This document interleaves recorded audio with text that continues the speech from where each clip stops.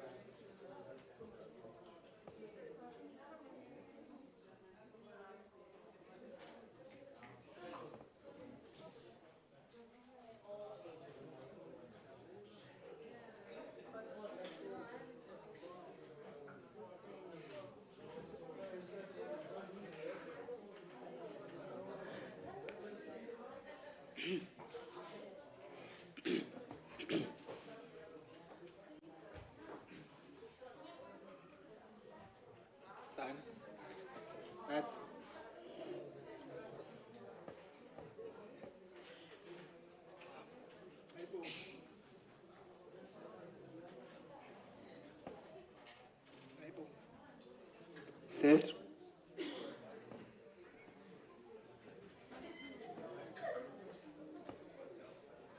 off.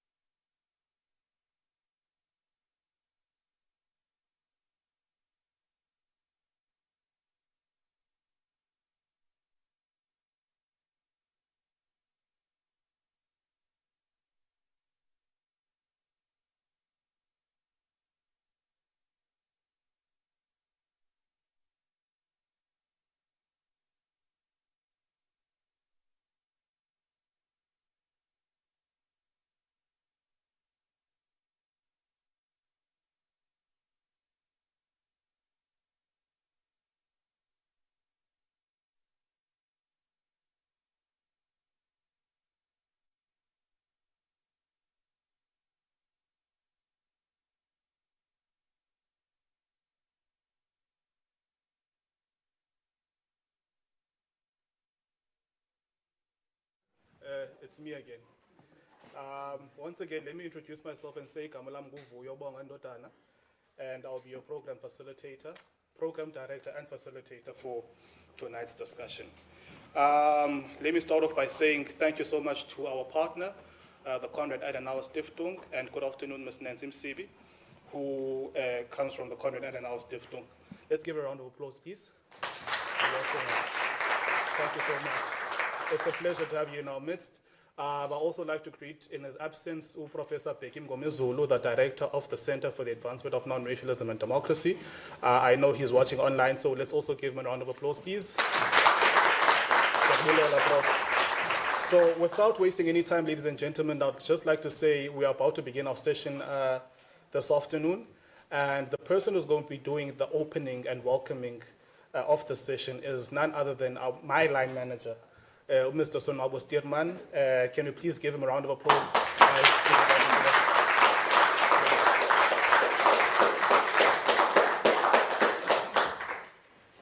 Masibulele kakhulu, thank you for your, I will take all the honors. You know,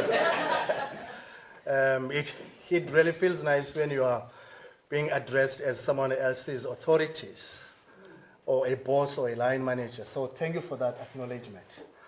I must say though, however, I'm not the person who is holding the best in case you were indicating something. So your salary will still the same. Will still remain as the same. Masibulele kakhulu man colleagues, njengoba bekusekushiwo, my name is Usonwabo wakwaStirman. I am house chair at the Nelson Mandela University. There's a nice center that advances, or rather aims, or strives to advance non-racialism and democracy. I'm sure all of us, you are our friends, you've attended one or two of our programs. Thank you once again for heeding the call. So we are a center that advances non-racialism and democracy. We have two fundamental portfolios at CANRAD. There's one which I'm heading, it's called Advocacy, Education and Training, and we are generally known as an engagement portfolio. So all the activities of this nature, your conferences, colloquiums, seminars, youth structures, etc., everything that has to do with engagement, it falls under my portfolio. Then we also have a research unit which is headed by Professor Christophe van der Westhuizen, who's unfortunately not here today. And in her absence, we acknowledge her as well as the director, Professor Mgomezolo. My role is very easy. I want to acknowledge and welcome all of you colleagues. But first and foremost, our esteemed friends, guests that I have interacted with for the past 2 to 3 weeks. Some of them I've never met before. You know, it was through networks, collaboration, references. So all of them are here. We have Usis Tina Wagongapai. They will be officially introduced. Mine is just to acknowledge you colleagues. We have Tina Ngapai from Mandela University. We have Alwani Chukwe. Chokwe. There's Alwani Chokwe from Johannesburg. Then we have Ubabu Tebucho Luate. All right, Luate from Pretoria. Then we have Dr. Chiwawa, Dr. Chiwawa from Rhodes University. Then we have Nancy, who is our key partner, KAS Joburg as well. So colleagues, thank you so much. So this is the face, this is the Sonwabo that you've been engaging with. And in the midst of everyone is here, in the context of the university, I want to apologize. I know I have been a pain sometimes. Like, look, please give me the bio now. Please give us the picture, Dr. T, please. Otherwise, this Siabulela Kakuluman. Dr. T has come with with her fellows from Rhodes University, from the Department of Chemistry. Umonde Mafane, who is my childhood friend from Kwanubuhle, Sendiyabona ukuthi akhona Matina Khapha. So Monde is my colleague, my friend from Kwanubuhle, but now he's based at Rhodes University as a famous chemist. Then they are also coming with Dr. Mufukeng, also a senior lecturer from Rhodes University. So it's funukut kesi yanamkela kakhulu. Size kuniman maqhawe nawe nani maqhawekas. I understand ukuthi majority of you guys are Xhosa speakers and you are young people. And we understand that we have stole a very critical and crucial time, very crucial time of yourselves in your careers, in your journeys. We understand that we are hosting this very important seminar during school vacation. But when he extended the invitation, it was well received. So thank you so much for sparing at least a moment to come. Some of you are traveling from Kwanubuhle in Urinake, some are coming in the deepest parts of Igqeberha. All of you are here. We want to welcome all of you. The new viewer is Ebechilo. We have our beautiful audience from our online studios and online platform. We have YouTube. We have Facebook, and I understand that there's Twitter as well. So we want to acknowledge you colleagues virtually. If you can see me, you can hear us. Thank you so much for also attending the program. So sifuna ukuthi ke siyanibulela nonke khulani bhaki namkele kapha. I don't want to acknowledge my team who is behind this. Our time will come next week, Monday. We will debrief, but just to say, I want to acknowledge all of you colleagues. Siyabulela kakhulu, as I've promised kuvuyo ukuthi usually, speak for hours and hours, but today it's not about me. It's about these esteemed colleagues of ours. It's about you on this critical subject of artificial intelligence. And I know when we talk artificial intelligence, everyone, they frown, they get confused. It brings so much uncertainty and confusion. But we felt as the unit that maybe let's bring the expert who will, try to bring it down to our level. What are the opportunities around artificial intelligence? As it sounds, it may be scary, it might be intimidating. But as we are creating knowledge, we are producing new knowledge, we are relearning, we are rethinking things that are confronting us on a day-to-day basis. So part of the objective here is just to calm you down, to talk about this big elephant in the house, artificial intelligence. What are the opportunities and what are the challenges? And we have people who will help you to understand that. And I also want to acknowledge, to motivate or to encourage you. Guti, as they are talking, please take notes because this platform has been created for you. So we want to encourage you to take notes as they are speaking because there will be an hour of engagement. Lendo gets the question and answers. And also in terms of language, uba ufuna ubuza umbuzo wakho ngesiXhosa, ungabuza ngesiXhosa, sizawuba nazo itoliki esizawu-appointwa only for today. So please feel free to engage speakers, engage yourselves, ask questions, colleagues, for the hour between 4 and 5. Okwangoku sifuna ukuthi ke si-university ne-CANRAD no KAS siyanamkela. Enkosi kakhulu.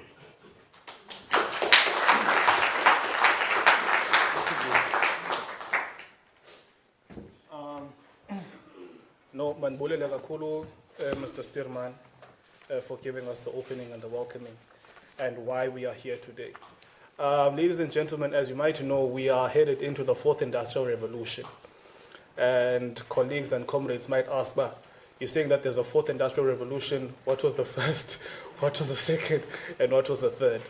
And I'm happy that I'm not the one who's going to be answering those questions. We have panelists and experts who are going to be telling us all about the different revolutions, as well as why we are here today. How did we reach the 4th Industrial Revolution? And what is artificial intelligence, if I am correct? We are in the 4th Industrial Revolution, right? Exactly. Thank you. So without wasting any time, ladies and gentlemen, I would just like to call upon our panelists who are going to be deliberating for us today. I think the panelists know that they have 10 minutes each to give us their presentation or to give us their talk. And then we'll open up a round of questions for the audience so that they can be able to engage the panelists. So without wasting any time, may I please call upon Mr. Tebo Kholoate to come up, please. Yes.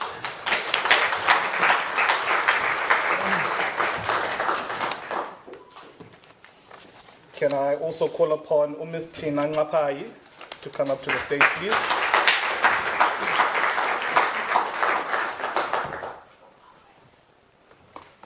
May I please call upon Ms. Aluwani Chokwe?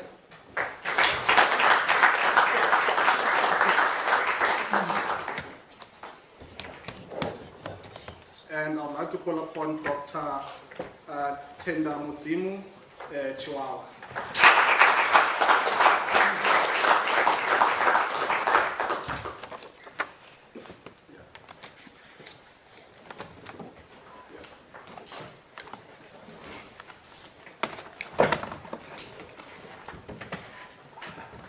So, ladies and gentlemen, I was told that I have full discretion over the discussion that is going to be happening here today, right? And I was told that if I want to, I can pull rank. That's what I was told. However, I am not going to do that. In fact, I am, but to only a certain extent, right? I am going to ask Tebucho, and then I'm going to ask Sistina, and then I'm going to ask Alwani, and then Dr. Chihuahua, right? Each panelist has 10 minutes, right, to give their opening remarks, and then the next speaker will go on and so on and so forth, and then we can open up the Q&A to the audience, and then we can engage. Without wasting any time, can I call upon you, Mr. Tebucho, to give us your opening remarks, please? The mic is right there. I think I'm just going to start off with a bit of an icebreaker that I'd like to, well, that I usually use just to bring us back to reality. Because some of these things, we get lost in the language. Oh, sorry. We get lost in the language, yeah, hey, what is fourth industrial revolution? What is artificial intelligence? So I'm just going to ask those of us in the room here who might be old enough to answer this question. Ogote, when was the first time in South Africa when you could walk into a shop and buy a cell phone? I think it was still called a cell phone in those days. Just put up your hand if you want to take a guess. Which year in South Africa that you could walk into a shop and buy a cell phone? Any guesses? Yes, sir. If I'm correct, it was 1994. Okay. I think it's almost there. Yeah. Yep. Absolutely correct. Right. So, if I may ask, sir, did you by any chance have a device at that time? Yeah, I think so. I think I had the Motorola phone. Oh, Motorola, yeah. Yes. Do you remember those? Was it one with an aerial? Yeah, it was a very yellow one. Yeah. Just out of interest, what could you do with that device in those days? Communicating with friends, Yeah. communication, Okay. In what way? What form of communication? and calling. Calling, primarily. Nah? All right. Anybody else who had a phone somewhere around that time?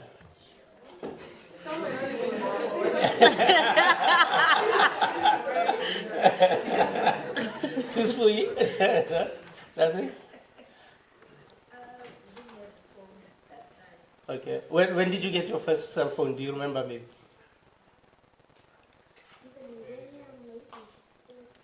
Yeah. 2000s? Took me time. Oh, you were one of those technology, you didn't want to keep up with the times. Took me time. So, Okay, all right. Anybody else might have of the adult population here? Yes, I had a Nokia.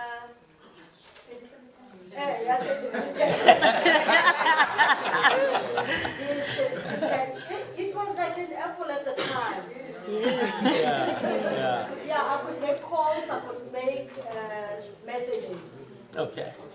And I could play some game of a snake. That The was- snake game. Those are the things I remember. Okay, all right. So maybe because most of us are young here, but typically when I ask this question, my name is Tebo Kholwate. I work in the education space, specializing in adopting digital technology to advance education. That's the work that I do. Right, so typically I'd be standing in front of parents at a parent-teacher meeting and I will ask this question, and out of maybe a group of some 500 parents, usually it will be less than 10 who might have had a phone between the years of 94 and around 98. Right, and everybody remembers their first device. The second thing that was most common is that all you could do was pretty much make phone calls. Even texting came much later. Even please call me came much later, right? And there was the snake game, so very basic device at the time. Yeah? Then what I would ask is how many people at that time, and it will be very few people. Now I'm going to ask, who here does not have a phone? Put up your hand if you don't have a phone. For the young people, it's obvious. I can see you. Yeah, there you go. Don't be shy. Yeah. Okay. All right. So the young people, younger people, why don't you have a phone? You look old enough to have one. Or they stole it? Huh?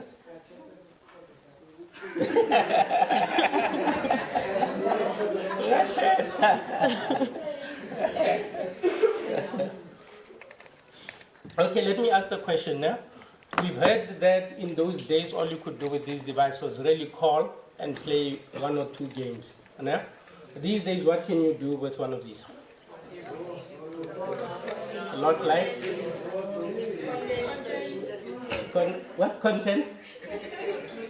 TikTok,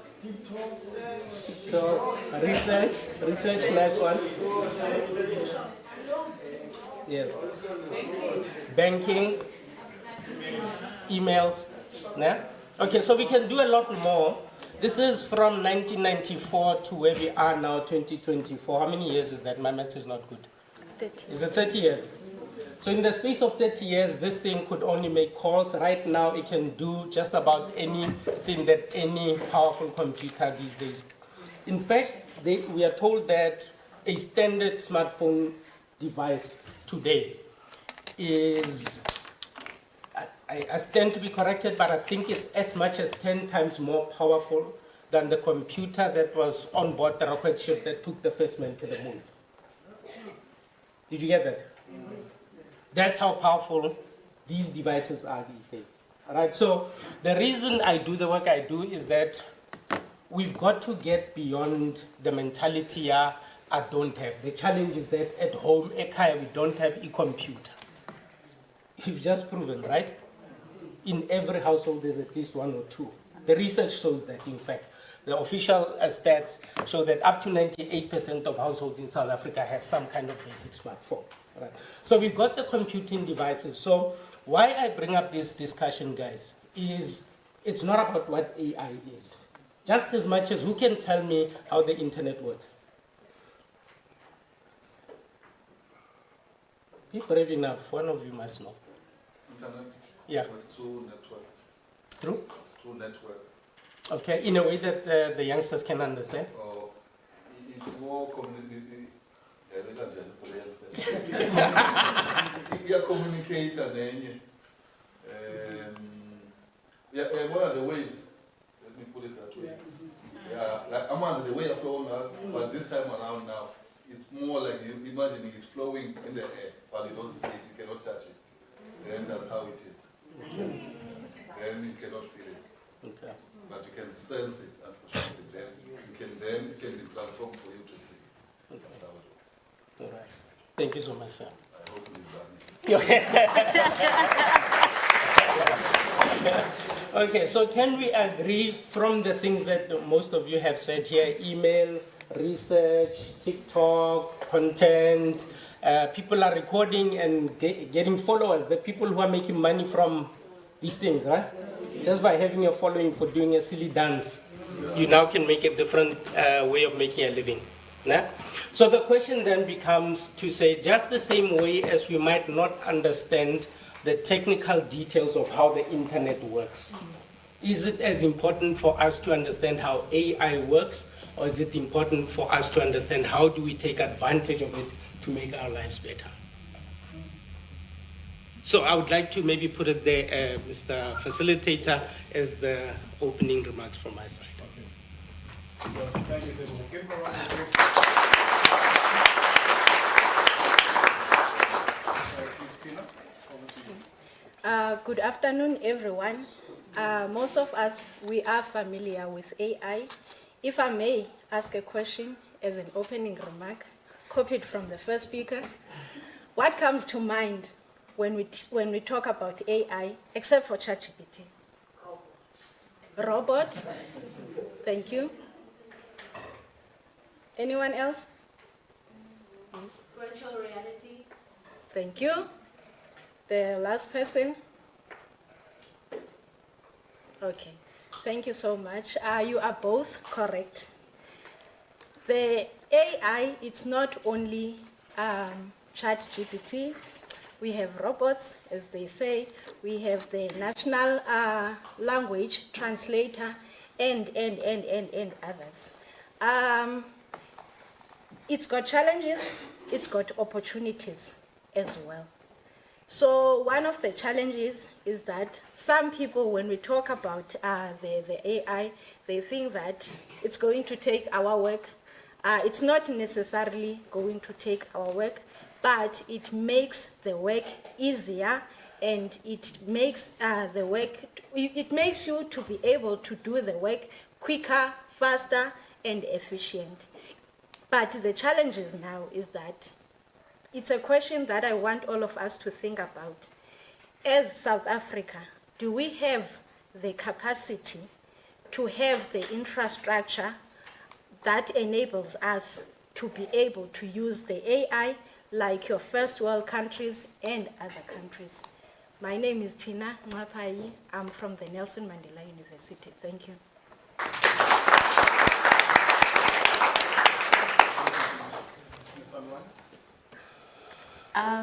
Good afternoon. I hope I'm audible and that my voice is nice.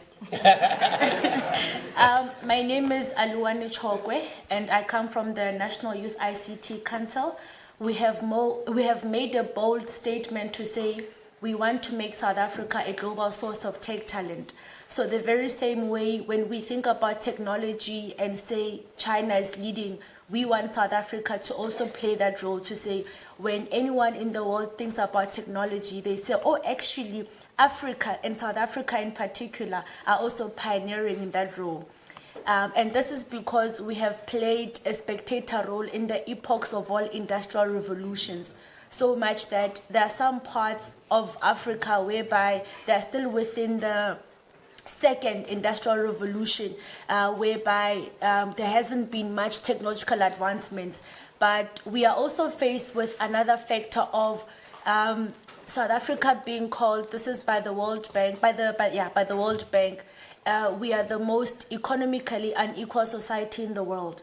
But our greatest advantage is that we are also a youthful country. We are also educated, so it gives us an opportunity to leverage technology in order to address the socio-economic challenges that we face. And as my two previous speakers have spoken, when you speak about artificial intelligence, it's the automation of things. It makes work easier, and I'm in agreement with Ms. Tina that it does not take away the human element. As much as we want systems to be automated, whatever system it can be, even in farming, in agriculture, whatever it is that happens in society can be automated, so much that you can use this type of technology or automation. I like that song. You can use that automation to also solve problems. One of the things that we do is hackathons. The last one that we had, it was inspired by the Brie explosion in Johannesburg. I don't know if you guys remember that. So yes, we're trying to use technology to ensure that we monitor infrastructure, especially in local government.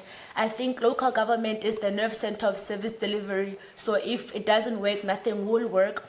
So we then had young people come into a room. We give them technological components to say, try to come up with a monitoring solution to protect the infrastructure in local government, something that can detect that there will be an explosion at this particular time. So technology is also there to make our lives better, and we also hope that we can take it to rural parts of our country, but not only that, but also translate the language, have technology translated in isiXhosa, for instance, so that even our grandparents and our parents in our townships can understand, and they can also have a keen interest on how automation works, and they can also get into it. Thank you.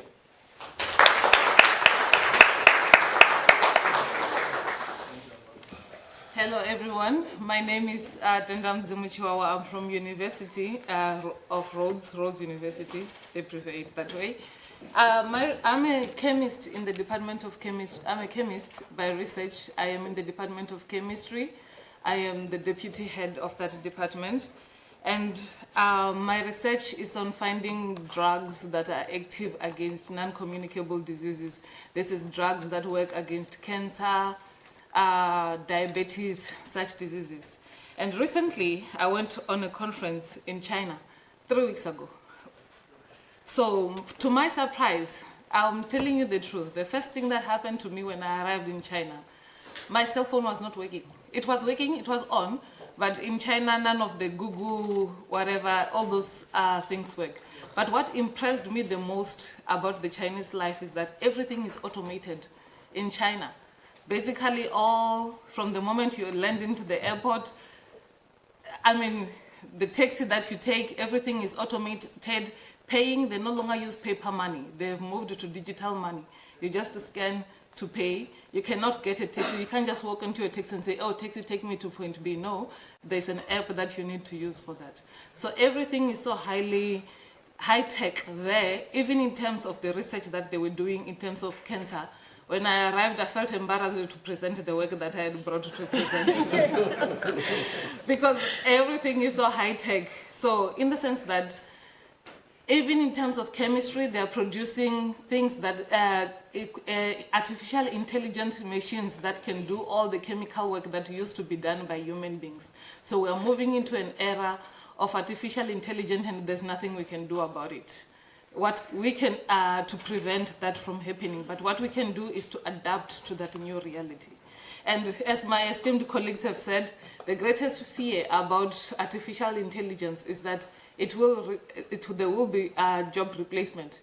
That is the truth. There will be job replacements to the current manual jobs, because anything, if a few years ago, if you used to wash your clothes by hands, now every household practically has a washing machine, so you no longer need to hire your neighbor to come and wash your clothes. So similarly with artificial intelligence, that's where we're headed. So in terms of challenges that we have with artificial intelligence, we have challenges and ethical considerations that we need to take into account. The first one being job displacement and skills gap. So this means that if you were planning to go to school to become a teller at a bank, you're too late. There's no point in doing that. So at this point, we're in an era when a child is choosing a career. We need to be honest. You cannot look for go to school and spend 4 years studying to become a geologist. There are machines that can do the job, the rock analysis that you were being trained to do. So we need to be honest about which jobs you can do. We need to fill the gaps where artificial intelligence cannot, do the things that artificial intelligence cannot do. We need to be willing to evolve with time. And the other thing is the disadvantages of artificial intelligence is privacy and data security. Now everything you do, as long as you're online, there's somebody who knows what you're doing. We know there's somebody who knows how much money you have in the bank. If it's zero, it's zero. I'm just being honest. We all have been there. And then ethical AI and biases. So we are at an era, like I said, in China, one of the things that they no longer have hiring agencies where you go and sit through an interview in most of these urban areas in China. Everything is automated. They have AIs that do the hiring and firing. Actually the hiring. Firing is when you've done something. But these AIs are very biased, If we're considering a situation like here in South Africa, where we have a rainbow nation, AIs could prefer a certain accent or ethnic group over the other, So you're having an interview with an AI, and you have all received those phone calls from AIs that call you and be like, hello, this is wara wara wara, and you can tell it's not a real human being on the other side. So you can imagine having an interview with a thing that is not a human being on the other side and you don't have the proper accent. So it's going to be biased and choose the other person. So those are the disadvantages that come with AIs, including digital divide. The digital divide, my esteemed colleague has spoken about in terms that we say that we don't have the resources to do the work that other countries are able, like China, are able to do, but we all have cell phones, and he did say that it is more powerful than the first computer that took a man to the moon. So if you can use your cell phone to go on TikTok, you can use it to learn a programming language.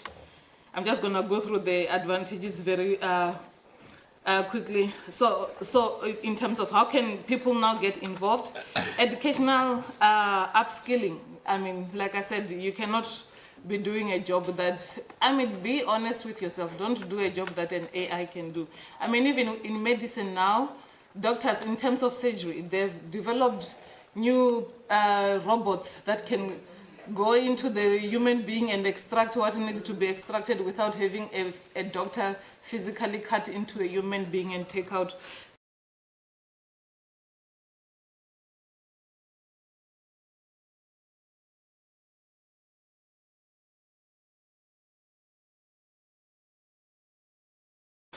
And have smart innovations, you know, start being involved, teaching our children at a young age how to develop apps. You know, that it starts like that. In China, a very young child at 2 years old, they're already playing with developing little games, you know, learning programming languages. Meanwhile, we are still teaching ours this exoskeleton and the endoskeleton. I'm just saying we need to evolve. So I'll leave it there. I had like a whole note, so we could go on for like 30 minutes. Thank you so much. Let's give her.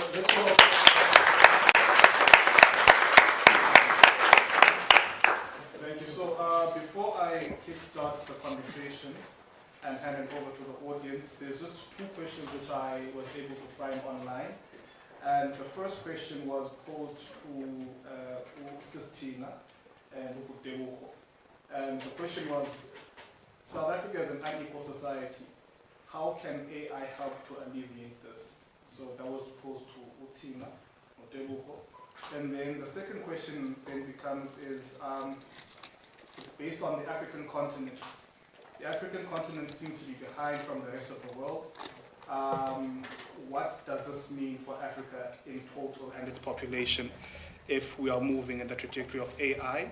And what will it mean for the labor market? So there was no specific people that was posed to, but I'm going to give it to Sis Alwan and not Dr. Chihuahua. Yeah. So please, Kulu. Okay. Yeah. All right. Do I need this? I feel like I speak so loud anyway. For the online audience. Oh, for the online audience. Oh, okay, got it. Okay. All right. So the other work that I do, colleagues, I'm actually involved with a committee within government that actually advises on policy matters related to the digital economy and digital transformation of our country. And one of the hottest topics is around AI. But before we get to AI, there is the issue of inequality. Do we all understand what inequality means, guys? Anybody who doesn't understand, don't be shy. Let's make sure we are on the same page, in the same WhatsApp group. Yeah? Okay, so we know there's the haves and the don't haves. If you are staying in Lusikisiki, you don't get the same quality of network as if you are staying in Central Quebec. Is that maybe correct? Right. So one of the key things from a government perspective that we are working with government is around exactly that, and my colleague here referred to it, the issue of infrastructure. If you don't have infrastructure, it's like electricity, right? If there's no infrastructure, electricity, you're not going to get electricity no matter how much you might, unless you go solar, of course, which are some of the other new sources of energy.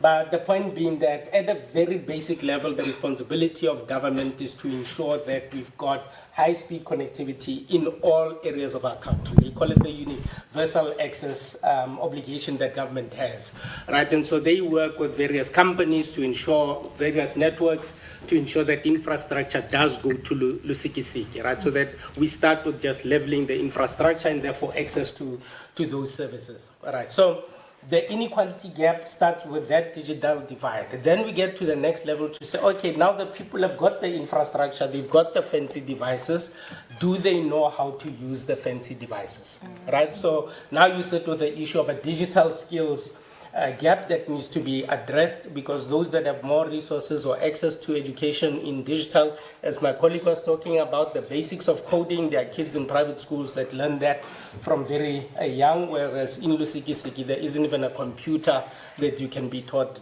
coding on. Right, so we start then to say, okay, how do we take coding and all those other advanced digital skills into those communities? And there are organizations and government departments that are charged with ensuring that we get access to to those digital skills. Right, so once we've crossed the infrastructure and the skills equation, then we get to, okay, let's understand, how we would then use artificial intelligence in an ethical way, as my colleague was saying, because it can be used to abuse us, right? And the reality of AI is that you won't know that you are being abused, and AI won't care that it's abusing you. That's the other reality that we've got to then be digitally savvy, not just have the skills, but be able to see when you are getting a message coming through WhatsApp from a number that you don't know that says click on this link and you think you are talking to your aunt. Meanwhile, somebody's emptying out your bank account. Right, so those are the three areas that there are policy frameworks. In fact, South Africa has come out with the South African National Artificial Intelligence Policy Framework in August. That starts to address some of these issues and to speak to, maybe the colleagues will address it maybe in more detail, the issue of the skills and the labor. Government knows that we've got the three ills of unemployment, of poverty, of inequality. And whether we've got a need to advance into digital economy, those things remain a key priority. So whatever policy-wise they do, in AI, they call it a human-centered approach to AI, so that AI is used as a tool to help us better our lives rather than AI coming in to take over our lives. So that's what I can sort of speak to in terms of how that is being addressed. Thanks. Just to add on what he has said, so long we still don't have the infrastructure to use the AI, we'll still be behind. But with that being said, we need to work with what we have. Currently, we do not have the infrastructure, and there's no hope that we're going to have anytime soon because the economy of South Africa is going down every day. But we need to make sure that our policies are in line with what is happening in the whole world, not just in South Africa. And also, we need to ensure that our education system, it's in line with the education system of the whole world, because currently we have an education system that's very backward. You would find a 5-year-old in South Africa, they are still busy coloring. And then you go to China, they are busy working on cars. So long we still have those gaps, we will not get to where we want to be. We need to fill the skills gap. Thank you. I'm partially covered by the latter speakers on the question of what now for Africa. And Tebogo makes mention of policies. So we have, our policies are transitional in approach. And this was also evidenced at the democratic dispensation. So the good thing is that things don't just happen at the click of a hand in our country, because we still have to balance the inequality. We need to make sure that the playing field is leveled. And then number two,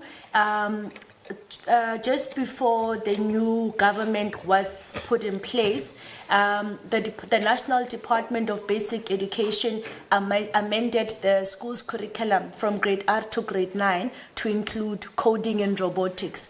So this is then to say it has been piloted, but they are perpetually working on upgrading the infrastructure in a number of public schools to ensure that they are also savvy. But with that, they are also reskilling and upskilling teachers that are already in the system, so that they are also able to assist these young learners to be on par.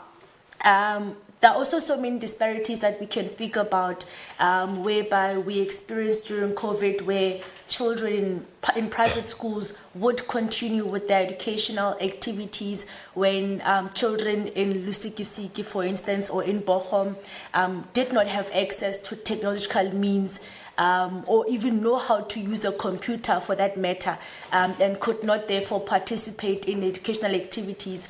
But another problem is that this we experienced in Tembisa in one of our outreach programs, whereby they have a computer lab, but the computer lab has been locked since 2019. The computers have not been used.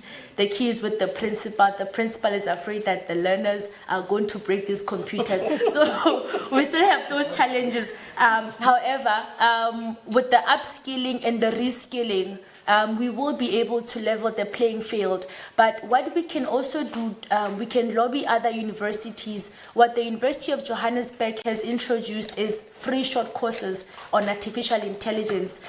This was implemented when Prof. Chilidzi Marwala was still the VC, but it still continues. So we can also lobby for other universities to benchmark that curriculum.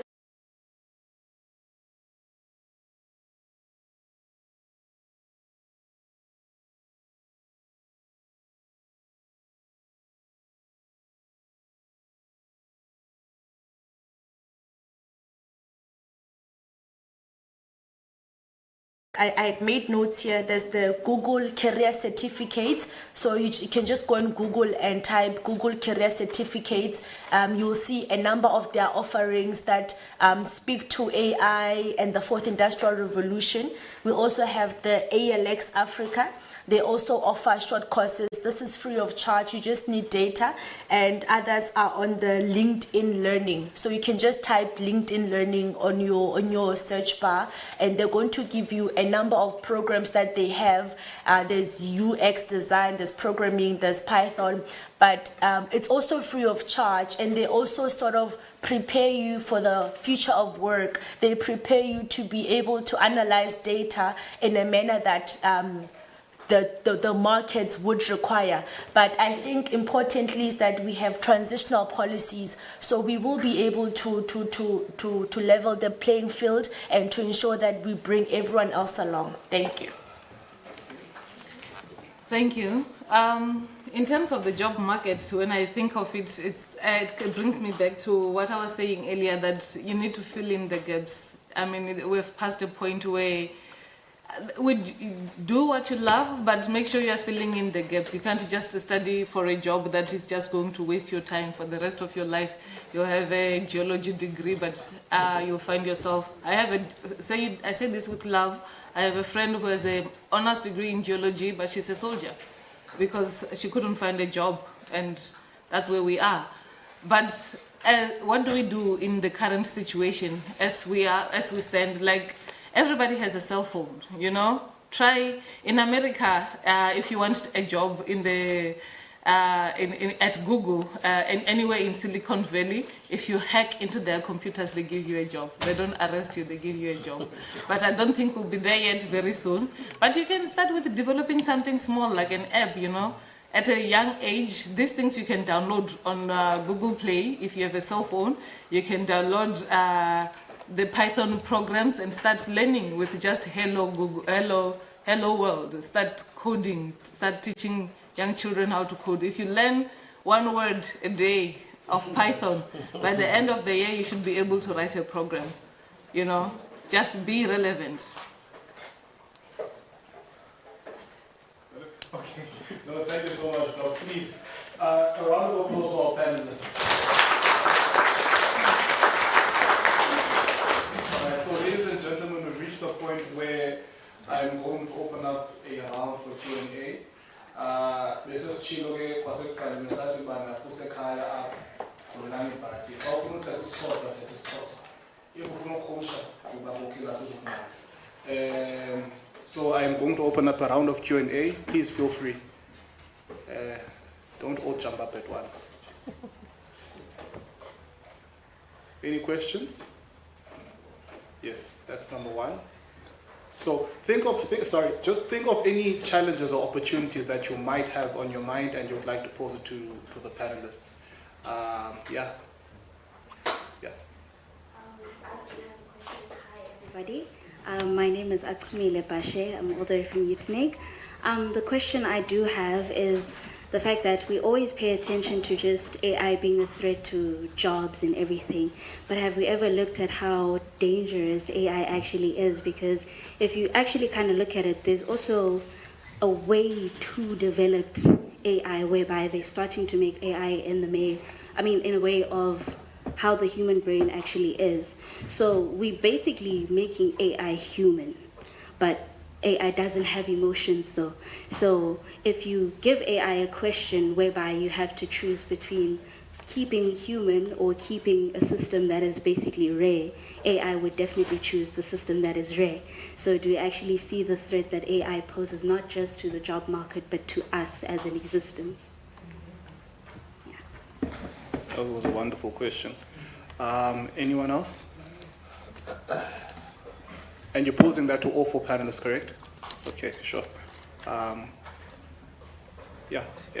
Whoever wants to go first can answer the question. Is AI a threat to humanity? I think that was the gist of the question. Yes and no. There's research undertaken by Prof. Chilitsi Marwala, whereby he was investigating the effects of AI and how we would continue to need the human touch. Number one, when you build robots, they don't have emotions, they don't have a soul. So they would also be dangerous to you if they are misprogrammed, right? Number two, even if systems are automated, you still need the human touch, adaptability and that creative thinking that makes you make decisions. It can only suggest what can be done, but we still need the human element of it as well. But misprogramming, it can be very dangerous. The robots can literally attack you. I think there was even a movie that had something similar. So this is why we need to be sufficiently trained and skilled to create such programs so that they do not pose a danger to society, but would also be able to control them to a full extent so that they do not get out of hand. Thank you for that. Yes. In terms of the danger of AI to humankind, I would say that people have proposed that the next world war will be started by an AI.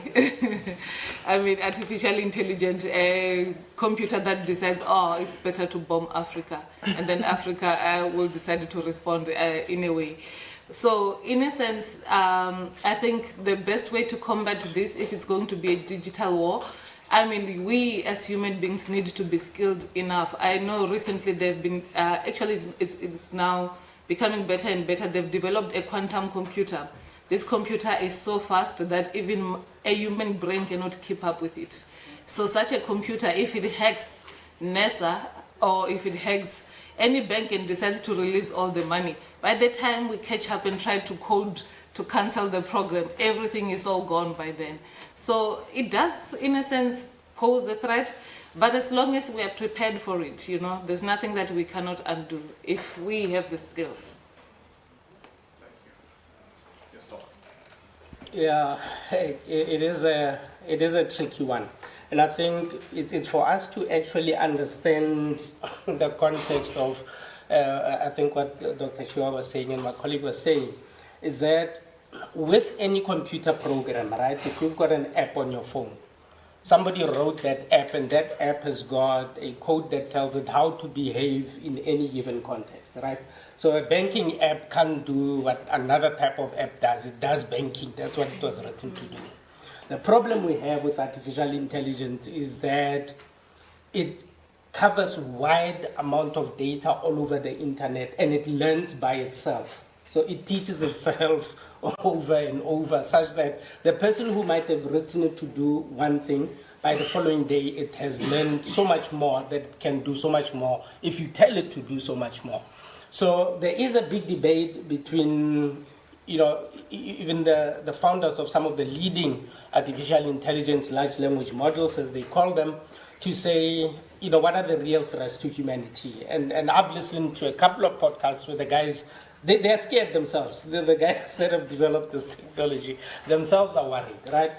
But I've seen others that say, as with anything in life, there's always what the yin and yang, right? The positive and the negative. And so the AI community, by acknowledging that threat, are starting now to write AI technology that would be able to counter some such tendencies as they are discovered as threats. So as an example, you've got computer programs that do cybersecurity analysis. So they sort of see if there's strange behavior in your bank, and they will automatically sort of alert somebody to say, this looks like strange behavior, right? So they're starting to write AI models that sort of detect when there's funny things that AI is thinking about doing. As to whether those threats will materialize, we don't know, all right?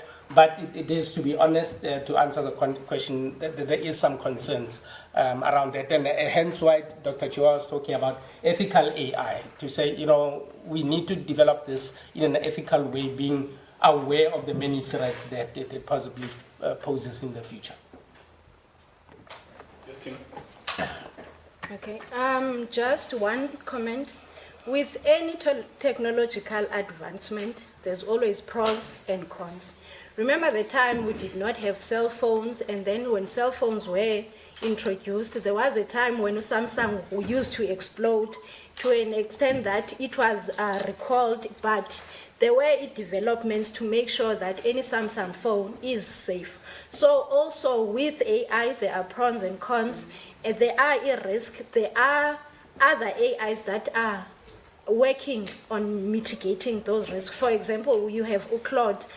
Claude, it's an AI that's more on ethics, and also it's also concerned about the human element. So long there are researchers that are making sure that whatever risk that is there, it's mitigated.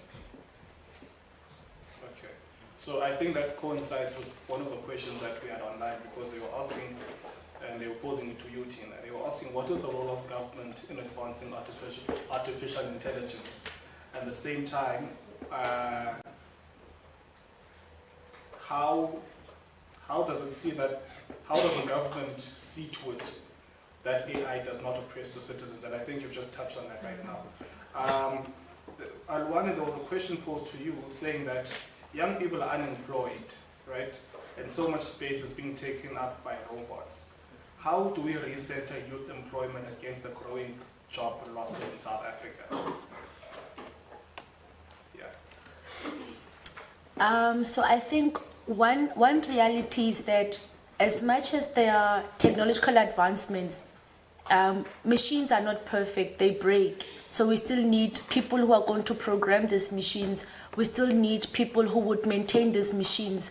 We still need end users who would sort of do quality assurance. So it does not totally take away jobs. In fact, my colleague was making an example with people who want to go into the banking sector.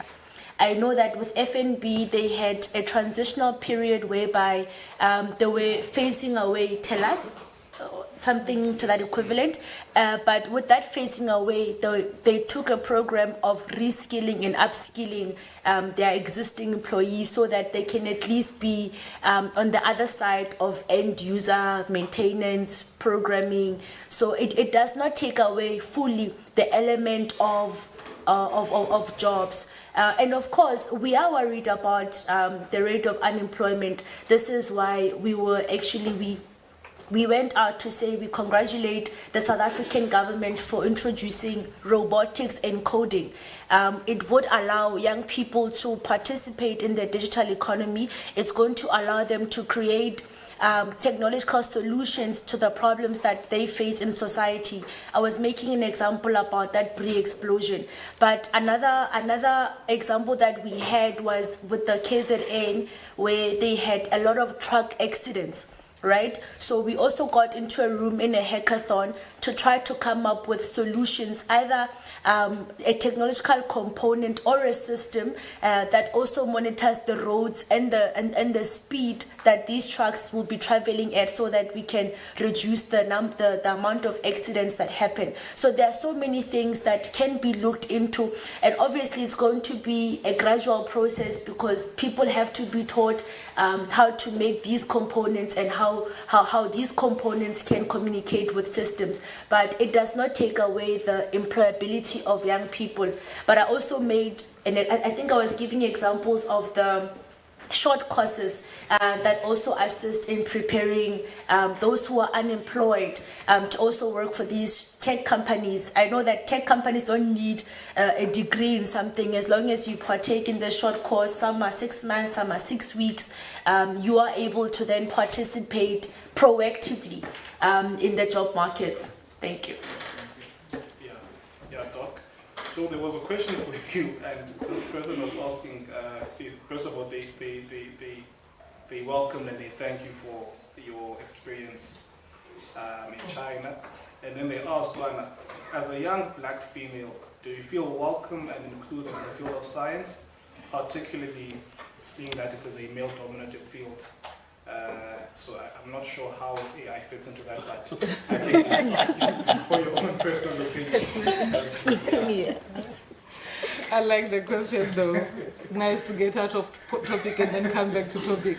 Yeah, I mean, we are living in a world that has evolved so much. I mean, can we be honest that 40 years ago, all of us sitting here probably would not have been possible? I don't know about, is it 40 years since we got our democracy?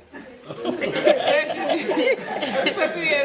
Yeah, it would not have been possible for us to sit here. We would have been, if we were here, we would be washing the walls or brushing the chairs. I'm just being honest. So the world is evolving. Even women these days, we live in a world where men no longer visualize women, objectify women as women. I mean, they just see a human being. As long as what you're saying is relevant to the field, that's fine. Yeah. Of course, there will always be rebels, but you know. So, no, thank you so much, Doc. And I also thank the person who asked this question online. And then, Kutebuko, one last question for you. Based on the questions that you asked, right, and I think this could be answered by all the panelists. Based on the questions that you asked, what is the key thing that you would like us to take home as the audience from this discussion? Okay, yeah, thank you for that question. Actually, I think it leads me to bring this conversation back to reality. I remember when I first went into business, so to speak. I don't know whether I'm in business or I'm in some kind of charitable organization, but that being as it may, a friend of mine once said to me, you know what, we're sitting as young guys, exchanging ideas on how we can get ahead, what businesses we can start, and we sat the whole night, and this guy said, you know what, I realized, my friend from school, Sean, told me that at their home, they started crocodile farming. They started crocodile farming, and apparently it is a very, very lucrative form of farming, right?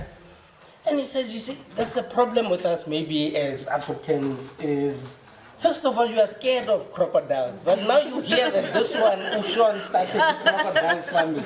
Meanwhile, you grew up raising chickens the whole day at home. You know how to raise chickens. But now you want to go after crocodile farming because they tell you it's lucrative, right? So to bring it back maybe to the reality of what we are seeing in terms of the application of AI in the African continent and possibly even further on.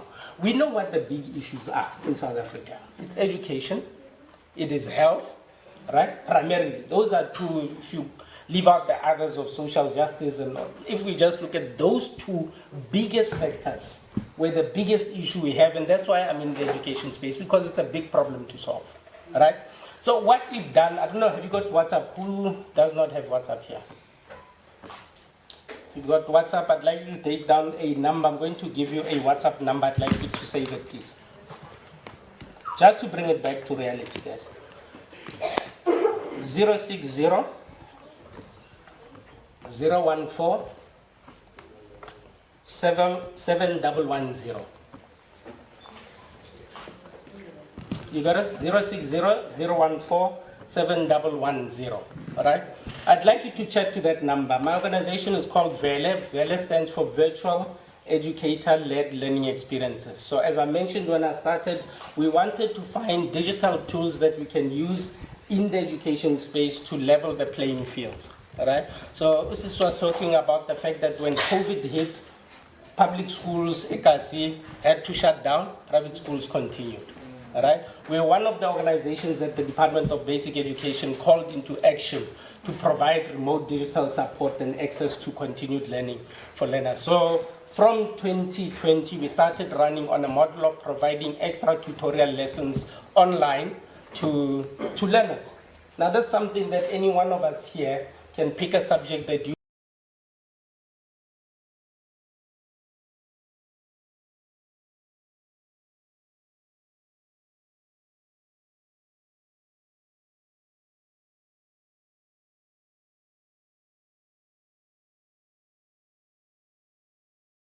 don't last, they come to you. Now those learners are missing a teacher. On the daily, Korombi goes there, he sets up a session, a virtual session where they go through a lesson in life sciences. What they don't understand, they go onto our Vele Tutor bot on WhatsApp, that's the number I gave you, and you can ask it any question, any subject, and it will actually lead you to understanding that concept. Understand what I've just said? It will not give you the answer, it will lead you to understand the concept.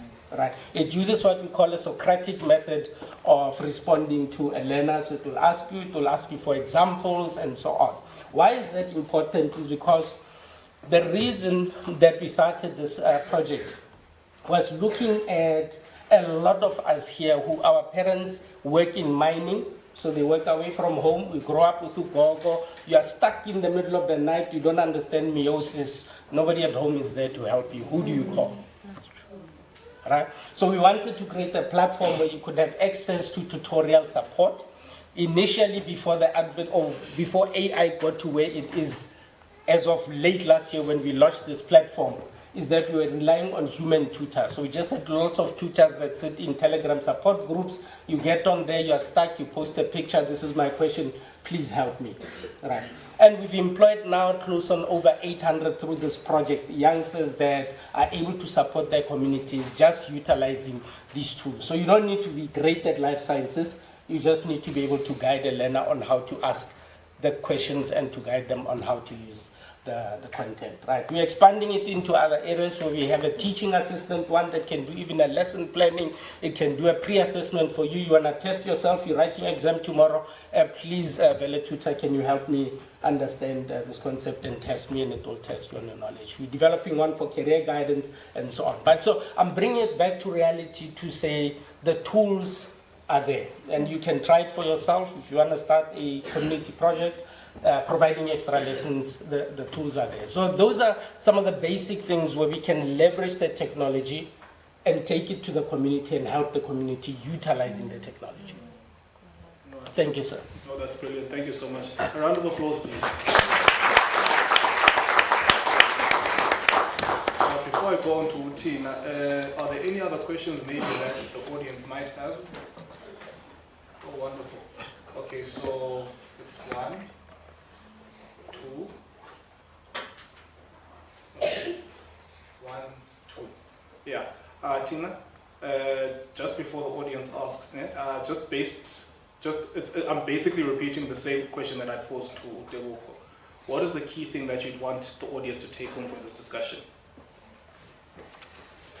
In South Africa, we have skills gap, and it's up to us to make sure that we fill in that gap.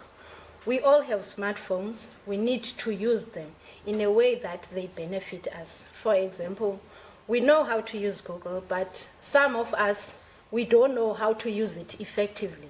We know how to use YouTube. The same, we don't know how to use YouTube effectively. Because, for example, with YouTube, nowadays you don't need to go and learn how to do makeup. YouTube will give you a video and show you how to do a makeup.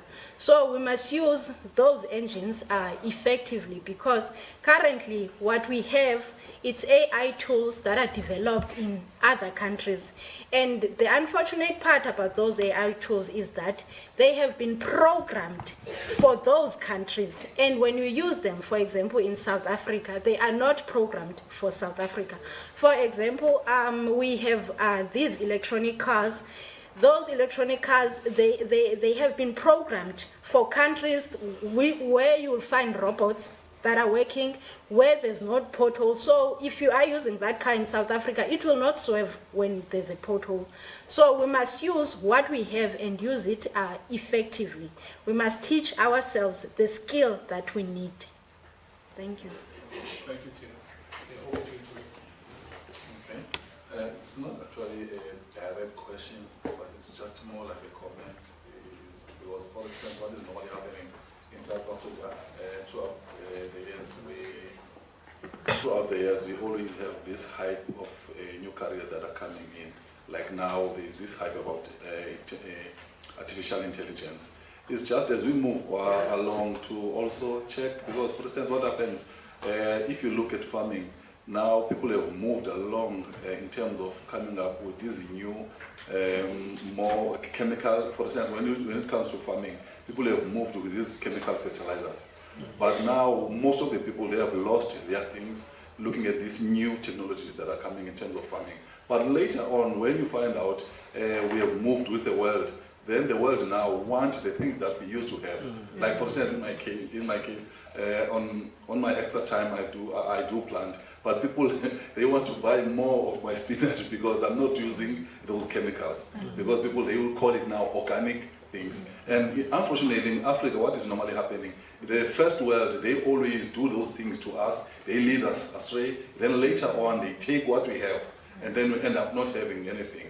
It's just for us to balance the two when we move with these things in terms of the careers. Because some people, in terms of the way they are designed in their head, they might not be more in terms of the computers. But still, in South Africa currently, when we talk about job losses, there are people from outside South Africa who have used those jobs that we never wanted, we no longer want to do, like for instance bricklayers, in terms of the jobs that are still there. But most of the people, they went to colleges. Even back then, people went to be, a lot of them to be teachers, and then after some time, there was no hype about teachers, but now, Funza Lichaka is talking about teachers. It's just, we have to be conscious when it comes to these things. As one of the speakers was talking about, people are getting this free session where you can learn easily, as much as we talk, but let's balance the careers, because there are people, there are still skills that we need to keep in Africa, as much as they have the first world, because they've got their own problem.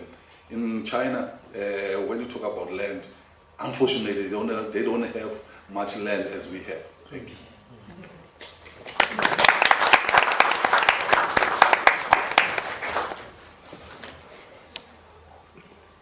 Good afternoon, everyone. I'm KAS from UTNEG.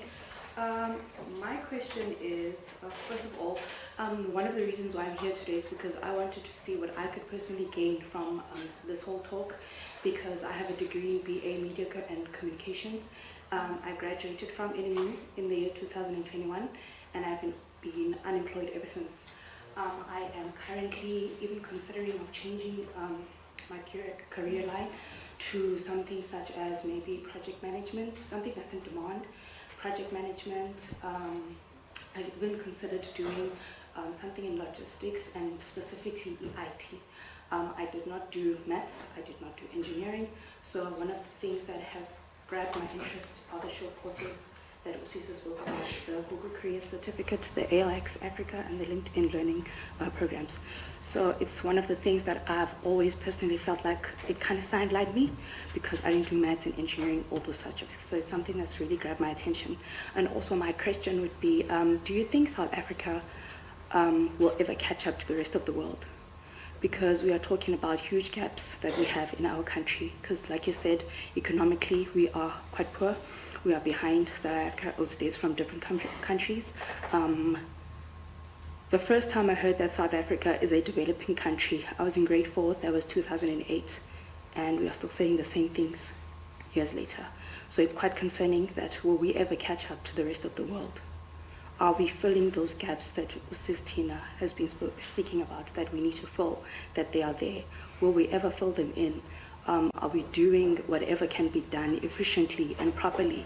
Are we educating people fast enough to catch up with the rest of the world? So will South Africa ever be developed?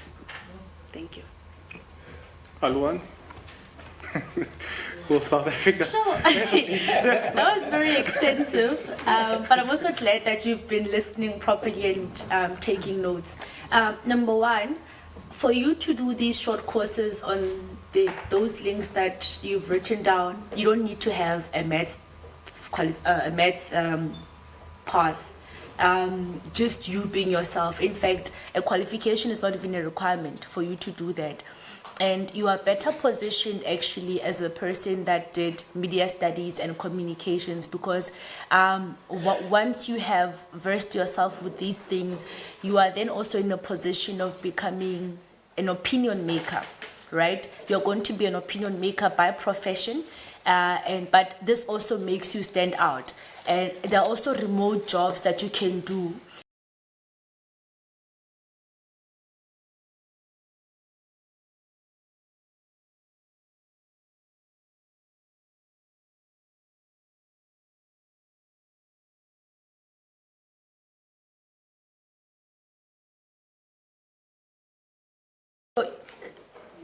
I'm going to make an example with the United States of America.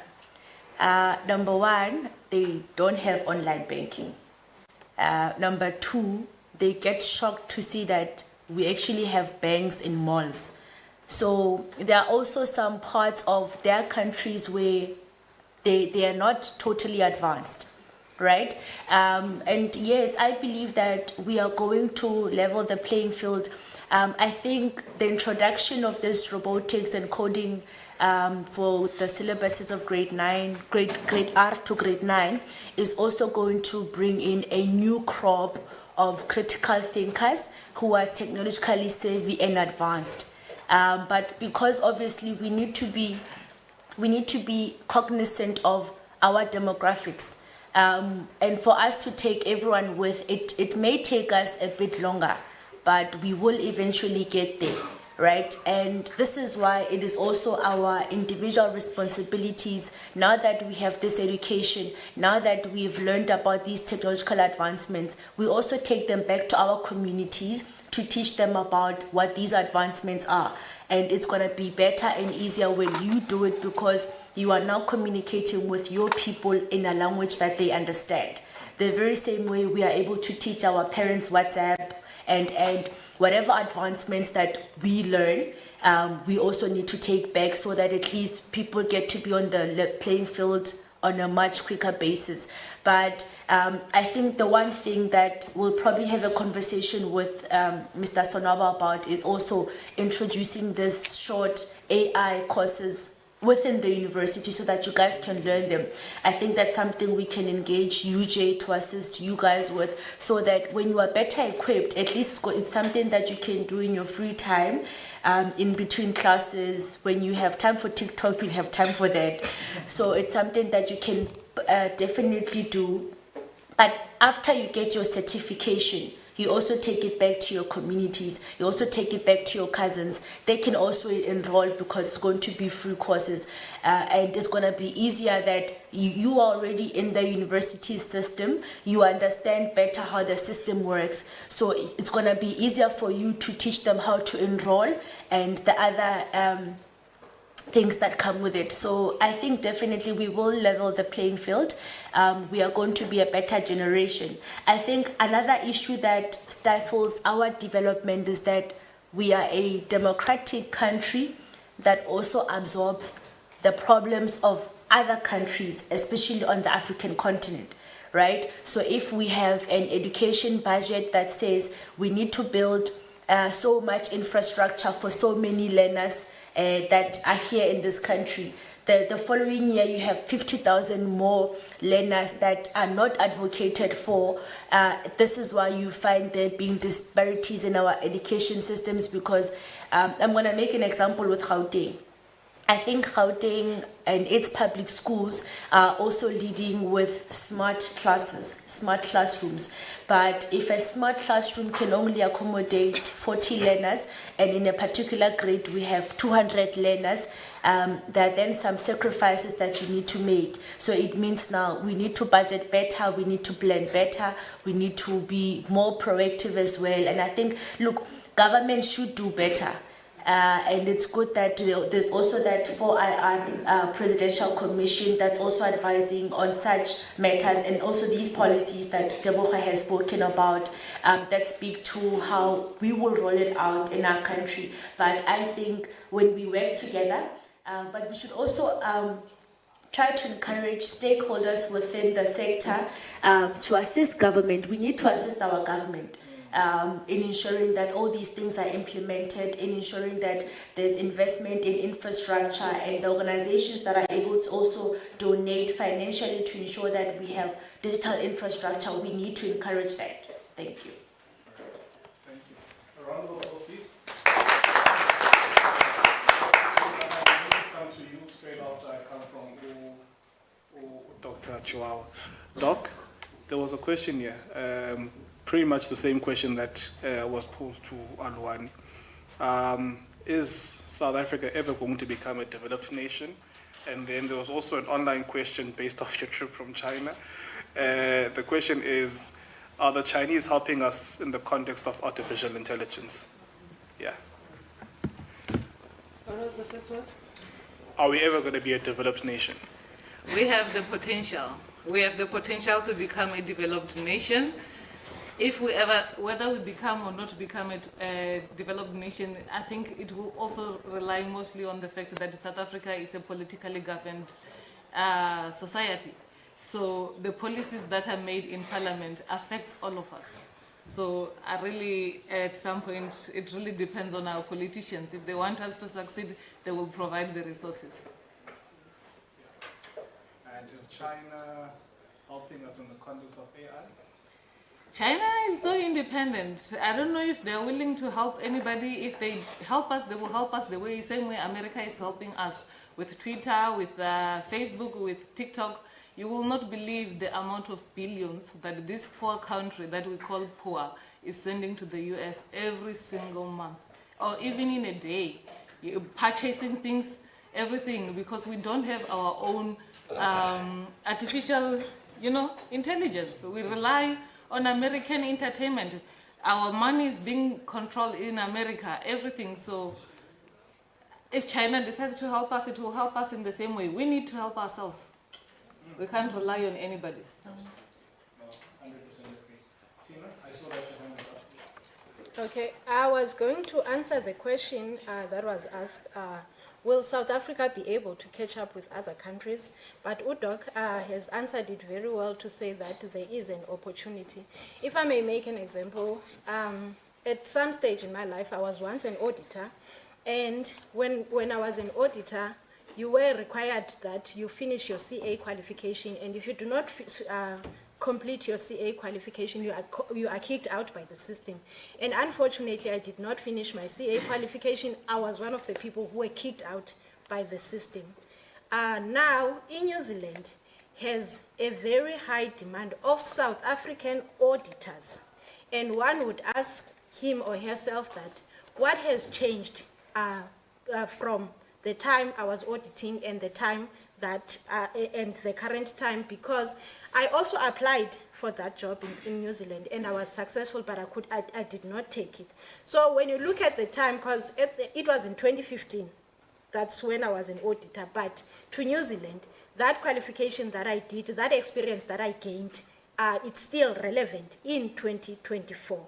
Ubud has put it very nicely to say that we need to have a balance in the sense that, for a lack of a better word, have your traditional South African qualification, but also supplement it with self-taught education, like your free courses that UCC has mentioned.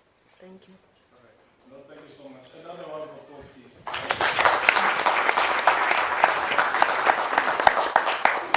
I'm going to be generous and open up another round of questions, even if it's just one or two hands. And then I will give our panelists an opportunity to do their closing remarks. Any questions that you guys know? I promise you, if you don't pose questions on anything AI related or anything that you would like to know personally, right? Okay. Any questions? Oh, okay. Yes, Gokeli, I note you, but I'm looking for a second question and then we can wrap it up.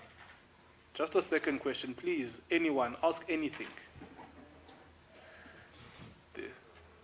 Okay, okay, all right. Okay, so and then we're my sister, and then we can close it. Yeah. Yes, let me first greet everyone. My name is Bushlebe Tukauga from the Department of the Electrical Engineering. I'm also a fan of Kaizer Chiefs, on top of the league. So my question, it goes to all the panelists. Considering the type of the society that South Africa is at the moment, how do we then bridge the gap in between the artificial intelligence and capitalism to avoid situations where now we find the individuals starting to replace the working class by utilizing it for their profit? Where now they start to replace the people with these machines. I think maybe you get it. Is there anyone that you were posing that question to specifically from the panelists?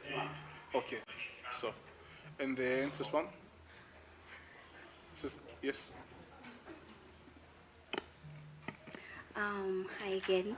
The question I have is directed to Ms. Chiwane. I think Ms. Chihuahua or something like that. Sorry if I'm mispronouncing your surname.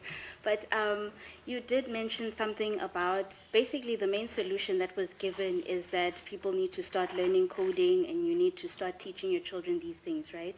But my question is, if we all then run to coding out of fear, then does that guarantee that we will all then have jobs? Because everyone is going towards coding, everyone is running towards that direction out of fear that we will run out of jobs, we won't have anything to do, plus we need to teach our little ones these things. But then does that guarantee that we will all then secure a stable job because everyone is there? Isn't that going to then, I don't know, does that make sense? Okay, no, I think we got you. So it was to Aluani, I mean, Dr. T. Okay. So I think I'm gonna pull rank, right? Okay. The question that. Can I just add on to Okay, sure, go for it.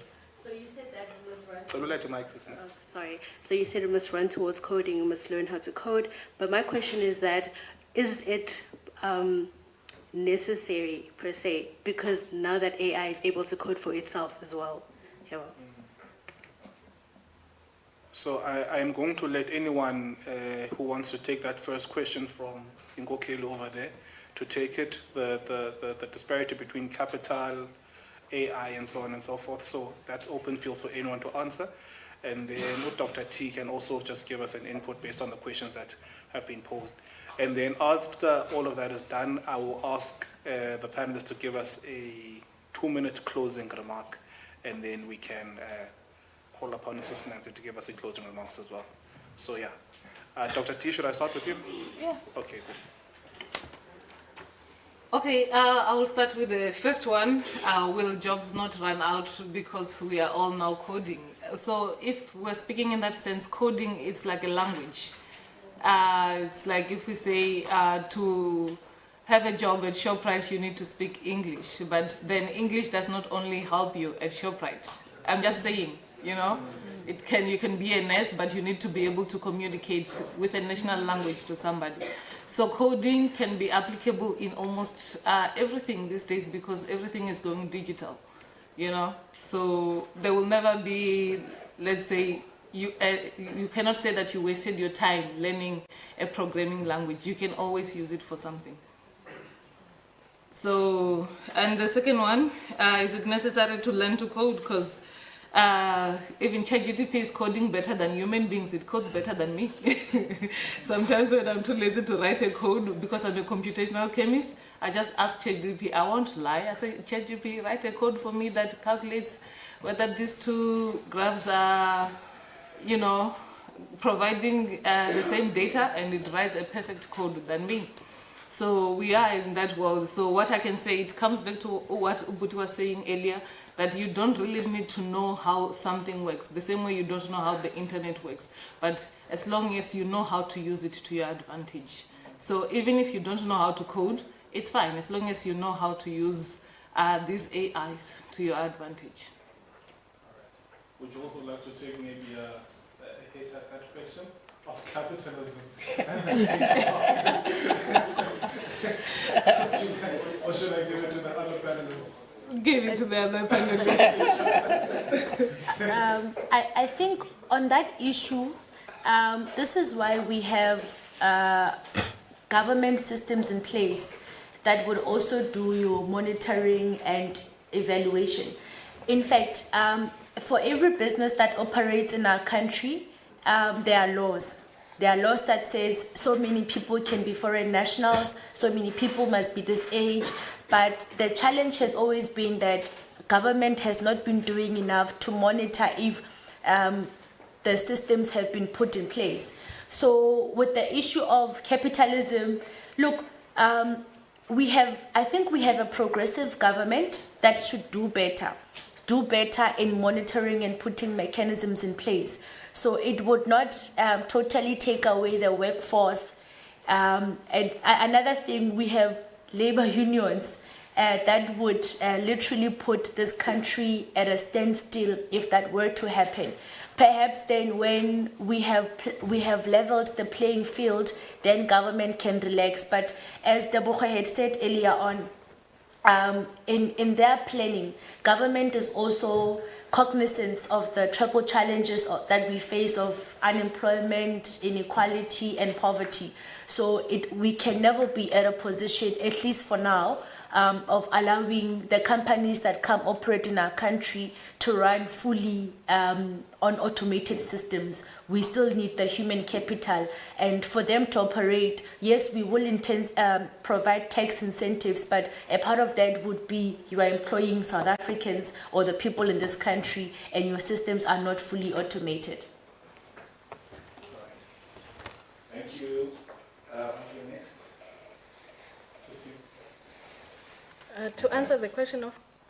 You can also give a closing remark. Oh, okay. As a closing remark, we are on a long way to freedom. And unfortunately, as South Africans, we are on our own. But I don't want us to get discouraged because there's AIs and.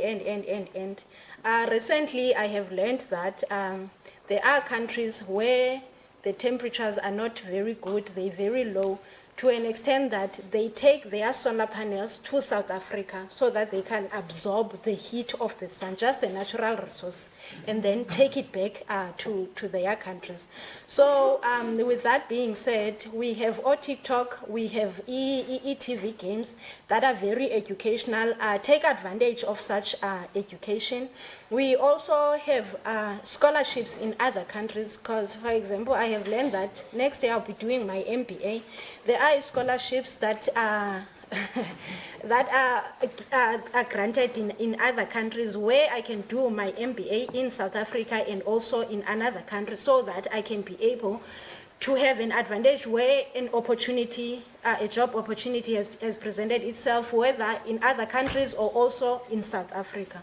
So you must keep abreast with everything that's happening. Don't just know the trends on TikTok, who's the best dancer and whatnot. Keep abreast with what is important in life. Thank you. A round of applause.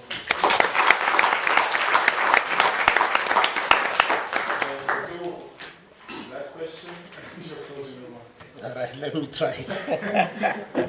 Okay, so I think that, it depends on, they say if you change the way you look at things, the things that you look at change. Right, so if we reframe the way we look at the issue of capitalism, is if you take it in its traditional sense, is that certain elite group of society control the means of production. So, if you didn't have access to factories, water, electricity, you could not produce, and therefore everybody else bought what you produced because you held on to those means of production. The same with land, the big issue in South Africa about land. So we know that those issues are still sort of part of the structural issues we've inherited that we're still trying to unlock. What is most certain for sure is that there is no control on a piece of content that you produce on your phone, on YouTube, that gathers 1 million following overnight and becomes a hit in Japan, Jerusalem, Idibala, right? Whoever would have thought we would have seen exporting of our own intellectual property in such a viral way throughout the entire globe, right? So that's a means of production, right there. That guy, last time I checked, he was driving a Ferrari, or DJ Mama. Right?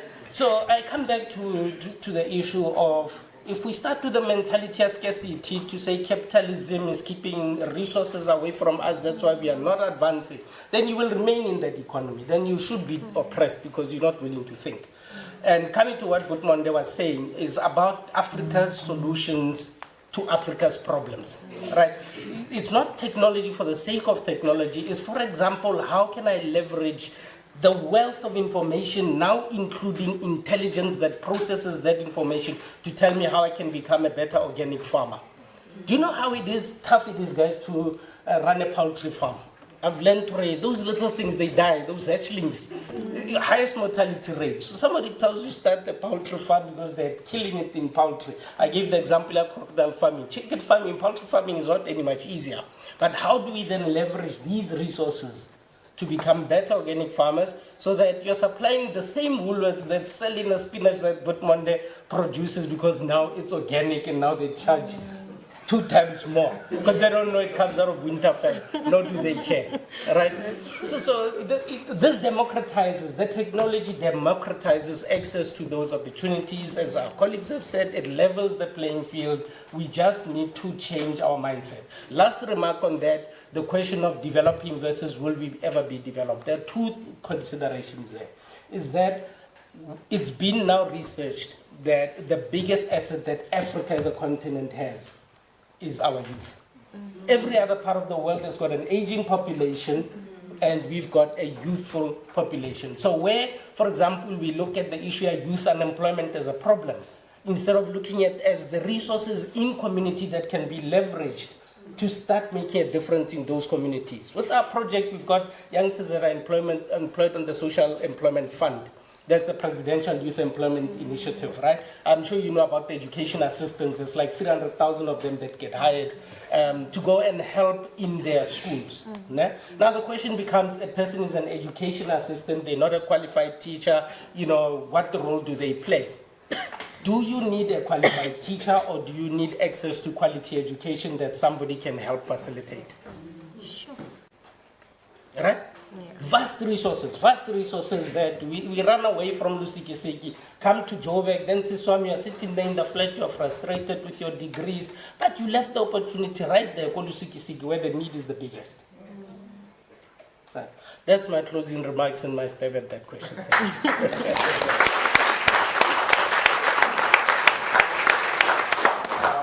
So, to our lovely audience and to our wonderful panelists, on behalf of CANRAD and the CONRAD and our Stiftung, I think I must say thank you, and thank you once again. Another round of applause, please, for our wonderful panelists. So thank you so much. I truly appreciate it. You're more than welcome to go back to your tables and your chairs. Yeah, so thank you so much for that. I think we can all agree that this was a wonderful and insightful discussion, and we truly appreciate it. Without wasting any time, ladies and gentlemen, we are on the last item of our program, and that is Ms. Nancy Msibi, who's going to be giving us some information and giving us thank yous, as well as to tell us about the CONRAD and our Stiftung and the work that they do within institutions of higher learning, as well as the continent and South Africa as a whole. A round of applause for Ms. Nancy Msibi.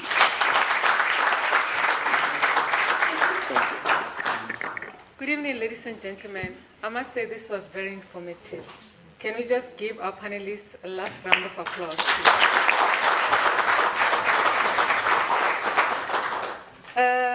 Before I start with my short remarks, I just want to say to the young lady who said she has a media studies degree, she's not listening, yes. You mentioned that you have a media studies degree, but you are not able to get a job. Please don't despair. In our office, we started having a position for a project manager on communication and digitalization only since, I think, 2001, 2002. Before then, we never had that position. And like Ali said, there are so many opportunities for remote workers who are in the media space. So you just have to look hard and don't only focus on South Africa, because you can live in South Africa, but work for a company that's based in France or wherever. So please just keep on looking. there are jobs for media people out there. And with regards to my short remarks, so I'm from the Konrad Adenauer Foundation. We're a German political foundation. We fund projects on the promotion of democracy. The foundation has been operating in South Africa since 1982. So we fund universities, we fund think tanks. We also have a scholarship program for master's students in humanities. So this scholarship program, it's tied together with an internship at the South African Institute of International Affairs. Then we also have an internship program which is called the Parliamentary Research Program. In that program, interns are placed with political parties in parliament. But then for that one, you need to already have a master's degree. They get a stipend. So the advantage is that they get to see how parliament functions and also gain work experience. You must please just check our social media pages. We are on Facebook, X, IG, LinkedIn, as KAS South Africa, and just to check the adverts. With regards to today's discussion, youth unemployment is a crisis, guys, and it's not only in South Africa. You must just type in youth unemployment ticking time bomb. You'll see how many countries, how many articles will come out about different countries going through the same problems that we have here.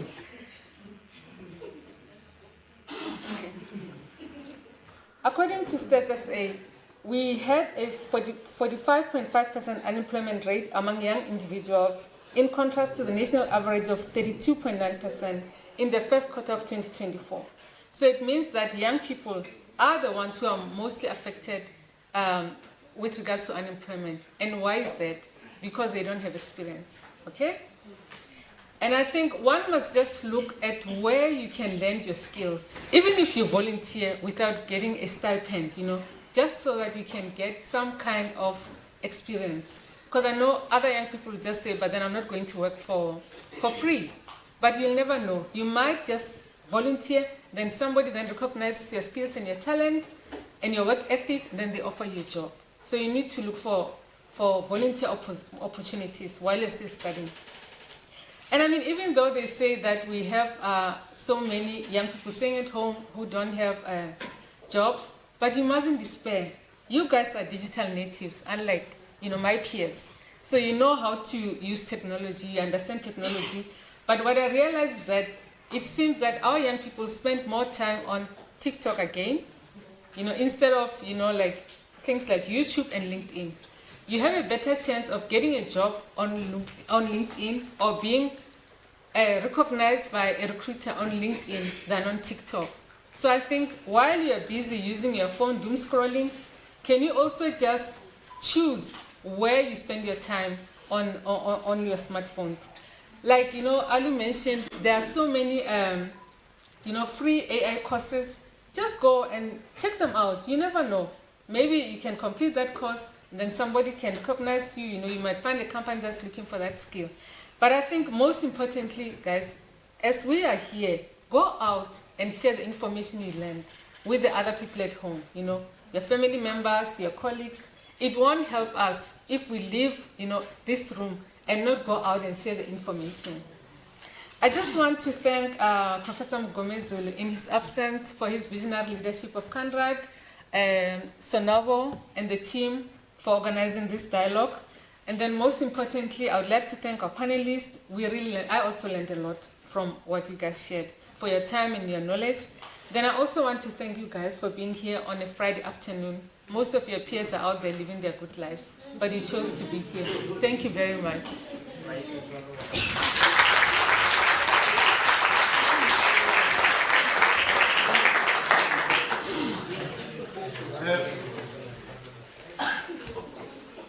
All right, colleagues, I see that, all right, there we go. Uvuyo just stepped out. And this I'm just waiting for my colleagues to bring something. Do you have an announcement? All right, there we go. If you can come through, please, guys.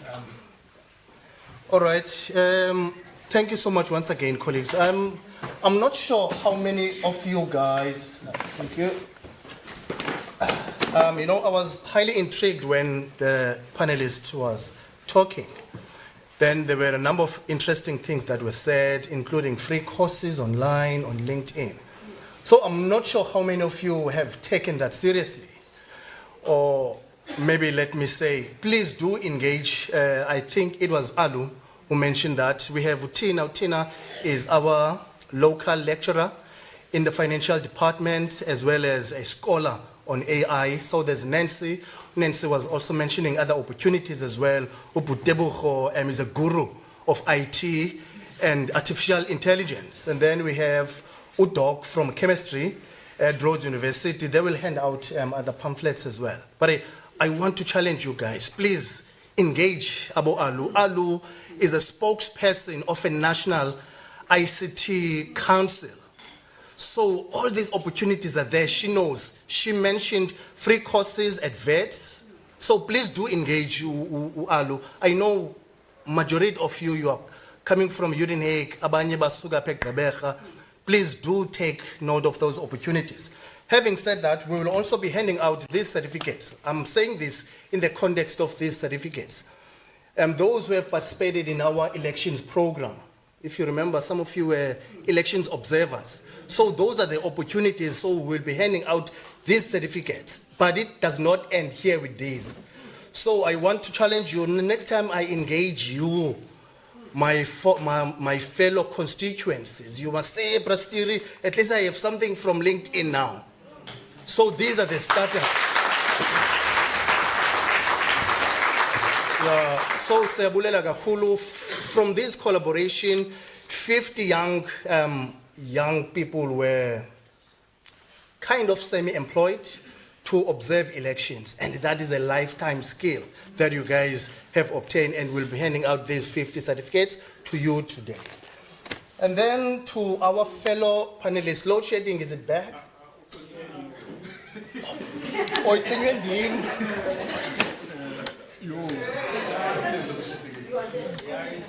all right. Okay, thank you so much. I think when you guys are stepping out, you will just come and sign for this. You can put it here. And then to our wonderful speakers, we know that you know, Blade always say, must tighten the belt. Post-fees must fall, universities don't have money. And, Natiges, Landela Pau, we don't have money. But at least we try, just little gestures for those who are coming afar. So I'd like to call upon all our speakers, as well as all citizens, to come forward and receive these small gestures from CANRAD. It's not too much, guys. It's little, but it's just a gesture to say thank you to you. So Tina, Alu, Sis Nancy, Tebucho, and Dr. T. We call her Dr. T, Dr. Chihuahua. To all of you guys to come forward and receive.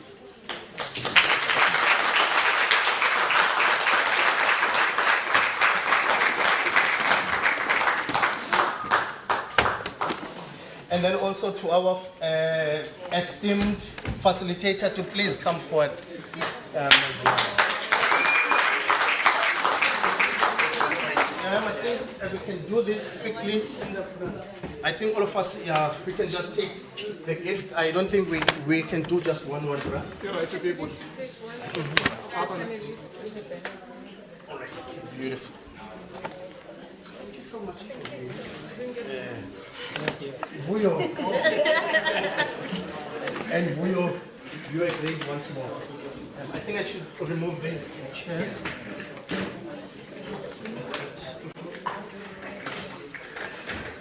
Oh, let me help you guys.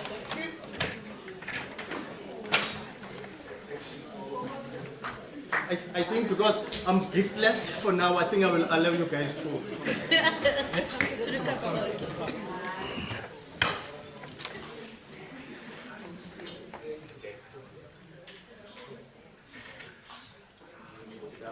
Okay. And then one more as an evidence that I was here. Evidence, yeah. And then you can just come in. Just to say, no, I did not chow the gifts. Thank you so much. Thank you so much. All right. And then lastly, colleagues, we have prepared something to munch, a finger lunch for all of you. I'm sure it feels like those Oprah Winfrey days today. Unancy has brought along about 60 bags, very nice sling bags for all of you guys with some nice branded pens from KAS. So as you are walking out, you will grab a bag. And in the bag, there's also, just a juice, after your snack, you can have a juice, chips, and some juiceanyana nje. So we are Oprahs today of the university. Otherwise,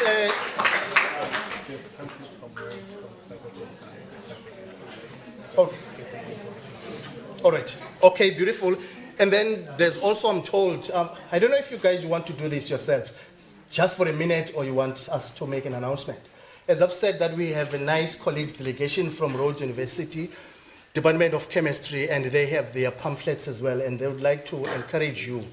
Namke, as part of, my blood is still purple. As an alumni of Rhodes University, it's a beautiful university you will not regret. Speaking from personal experience, I spent 10 years at Rhodes, so it's worth it. So, guys, do you want to have a word, or you can just dish out as they're walking out? I think we can just dish out as they go out, just to encourage that please make sure that you don't despair. You continue to study, do your best, and everything that is said to you, please look at it again and ask yourself, where do I fit in? If you would love to be a chemist like us, please come. We have brochures for those who want to follow chemistry, even if it is not chemistry. If you're like, okay, I'm born in PE, let me change. Let me just go next door and see what's going on. You are welcome.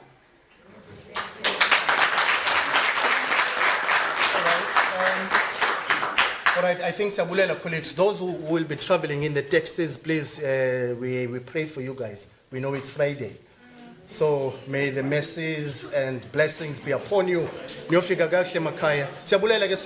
have these certificates here, and then we have the food outside. I'm told that you will get the gift after you have just uqinisil, and then as you are going to the buses, to the taxis, then you will get your bags. Thank you once again, colleagues.